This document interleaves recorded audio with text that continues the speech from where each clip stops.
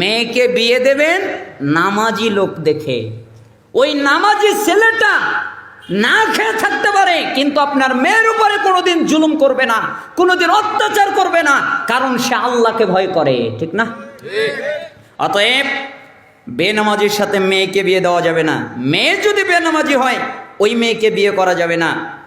বাপ মেয়েকে বিয়ে দিতে অভিভাবক লাগে, বাপ হলো অভিভাবক। বাপ যদি বিয়ে না দেয় বিয়ে হবে না, কিন্তু বাপ যদি বেনামাজি হয় আর বাপ যদি বিয়ে দেয় ওই বিয়ে হবে না, ওই বিয়ে বাতিল। স্বামী সালাত আদায় করে, স্ত্রী করে না, স্ত্রী করে, স্বামী করে না।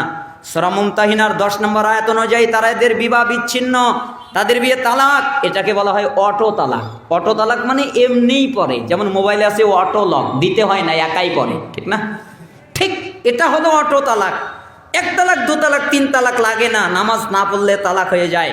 যারা সালাত আদায় করে না, এরা যদি কোনো পশু জবে করে, মুরগি জবে করে, গরু জবে করে, খাসি জবে করে, কোনো হালাল প্রাণী জবে করে, এদের জবকৃত গোস্ত মুসলমানেরা খেতে পারবে না, এটা হালাল নয়। এরা যদি সালাত আদায় না করে আর যদি মারা যায়, এদেরকে কাফন পরানো যাবে না। 1, এদের গোসল নেই, যে নামাজ পড়ে না এর কোনো গোসল নাই। 2, একে কাফন পরানো যাবে না, উত্তম কাফন পরানো যাবে না, এর জন্য উত্তম কাফন নাই।